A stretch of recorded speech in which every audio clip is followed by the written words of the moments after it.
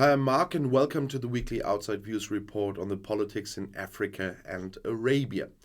The Israeli parliament has pushed ahead with important parts of the controversial judicial reform.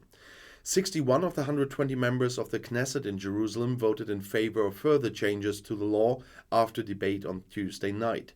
These should enable parliament to overrule decisions of the Supreme Court with a simple majority. It also aims to limit the Supreme Court's ability to overturn laws. 2 more readings are needed for the amendment to finally come into force. Critics accuse the government of Prime Minister Benjamin Netanyahu of deliberately wanting to weaken the country's independent judiciary and thus effectively abolish the democratic separation of powers. According to media reports, the government intends to push through the core elements of the controversial reform in fast-track procedures before the end of this month. The changes could also play into Netanyahu's hands in the corruption case against him. A Bundeswehr patrol was fired upon by unidentified gunmen in the city of Gao in northern Mali. A spokesman for the Federal Ministry of Defense announced on Tuesday in Berlin that none of the German soldiers were injured or killed. 2 bullet holes were found in the vehicle, though. The soldiers had broken off their mission and returned to their camp. The fire was reportedly fired from a distance of about 150 meters. More than 1,100 men and women from the Bundeswehr are currently stationed in Mali as part of the UN mission MINUSMA. The federal government wants to withdraw the Bundeswehr by May 2024. There were frequent arguments with the military junta, which is in power in Mali and is considered to be close to Russia. The federal government reacted angrily when it repeatedly refused flight permits for military aircraft and for the Heron reconnaissance drone operated by the Germans. In Burundi, 24 people have been charged with homosexual practices. The AFP news agency learned this from judicial circles on Thursday. In the East African country, homosexuality has been punished with a prison sentence of up to 2 years since 2009.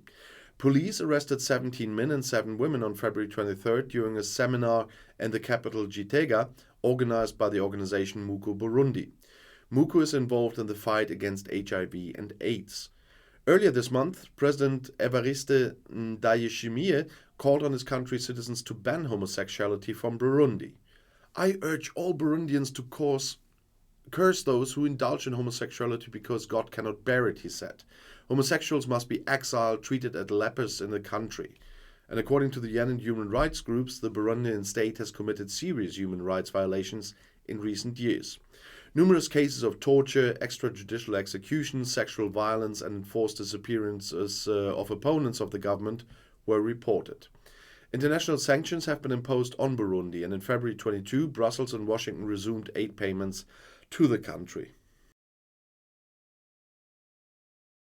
The West African state of Burkina Faso is using airstrikes in the north and east of the country against rebel groups.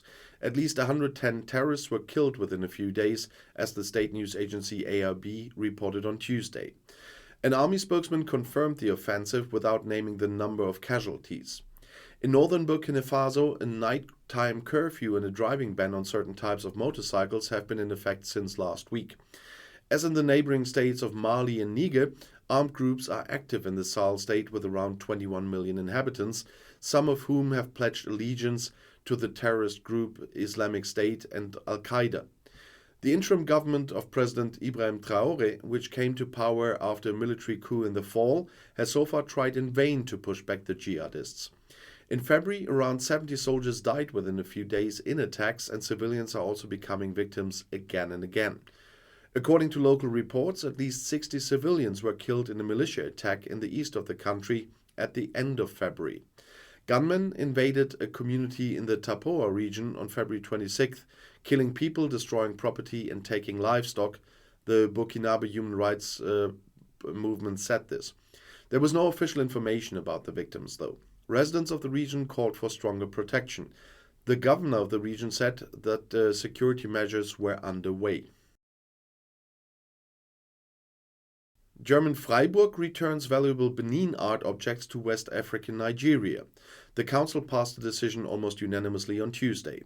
10 so-called Benin bronzes are currently kept in the ethnological collection of the Museum of Nature and Man.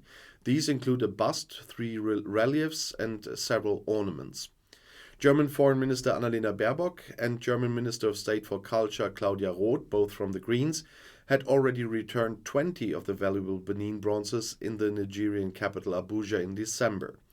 The works of art stolen in colonial times belong to the holdings of 5 German museums for a long time. Most of the objects come from British looting in 1897. In the summer of 22, the Federal Republic of Germany and Nigeria had agreed on a way of returning the stolen objects. After fierce criticism of a speech that he gave on migration, Tunisian President Kais Saied rejected allegations of racism. "I'm African and I'm proud to be African," said the head of state in Tunis. The racism allegations against him are malicious. For him, all Africans who are in Tunisia are brothers. That's what he assured at a meeting with the president of Guinea-Bissau, Umaro Sissoko Embalo. He's currently the head of the West African Economic Community, the ECOWAS, and supported his interlocutor. Sayed's comment had been misinterpreted, he said. In a speech last month, Saied called for action to be taken against illegal immigration from sub-Saharan Africa. He blamed them for violence, crimes, and unacceptable acts in Tunisia. The president spoke literally of hordes of illegal immigrants and called for illegal immigrants to be quickly put to an end. His speech triggered a wave of violence against migrants in Tunisia and met with widespread international outrage. After the massacre in a village in the Democratic Republic of the Congo that left at least 35 dead, the IS terrorist militia claimed responsibility for the attack. The IS or ISIS announced this via its internet propaganda mouthpiece Amak. The village in the troubled province of North Kivu was attacked on Thursday night. The Congolese army had blamed the rebel organization ADF, which is close to ISIS, for the attack.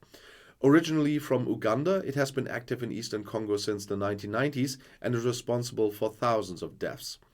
According to the United Nations, several 100,000 people are fleeing the violence in the region. The EU launched an airlift to the region to provide the refugees with food and aid. A large-scale plant for the climate-neutral production of hydrogen is to be built in Mauritania, northwest Africa. The electrolysis capacity could reach up to 10 gigawatts in the final stage, as the project developer Conjuncture announced in Hamburg on Wednesday. Green hydrogen, ammonia and renewable fuels could be produced for export, a total of up to 8 million tons per year. The electricity is to be generated in the hinterland by wind turbines and photovoltaic systems. A corresponding declaration of intent was signed last week by the Mauritanian oil minister, the joint venture Infinity Power and Conjuncture.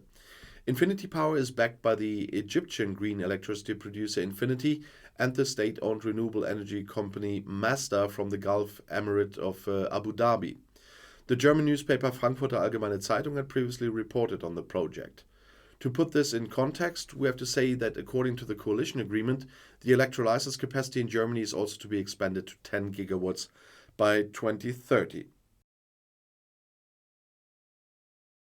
With the arrival of the first special containers in Rwanda, vaccine production by the Mainz-based company BioNTech on African soil is moving a step closer. 6 special shipping containers arrived in the capital Kigali by plane on Monday, as BioNTech announced. There they were received by the Rwandan Minister of Health Sabine Nsanzimana and BioNTech's operational director Siak Pötting. The 6 containers will form a so-called BioNtainer, a modular production unit in a hall on a BioNTech site in a special economic zone in Kigali. A second such unit is to follow. However, production will start in the course of 2024 at the earliest. Around 50 million doses of the COVID-19 vaccine from BioNTech and Pfizer can then be produced in the 2 BioNtainers per year. In the future, mRNA vaccines against tuberculosis or malaria can potentially also be produced in the plant. In addition to the location in Kigali, BioNTech is planning further such modular production facilities in Senegal and possibly in South Africa. Iran and Saudi Arabia want to resume diplomatic relations after 7 years of ice age. As a first step, a meeting of foreign ministers of the rival countries was decided, as the state news agencies of both countries, the IRNA and SPA, reported on Friday. Accordingly, high-ranking government officials signed a corresponding agreement under Chinese mediation in Beijing. Riyadh and Tehran want to settle differences in dialogue, according to a statement by the Saudi state agency SPA. Both countries also agreed to reopen the embassies within 2 months. Sunni Saudi Arabia and Shia-majority Iran have not maintained diplomatic relations in recent years. Both countries are struggling for political and military influence in the region. And this concludes this week's video on Africa and Arabia, but you'll find another video right here in the end screen. I'll see you there. I'll be back.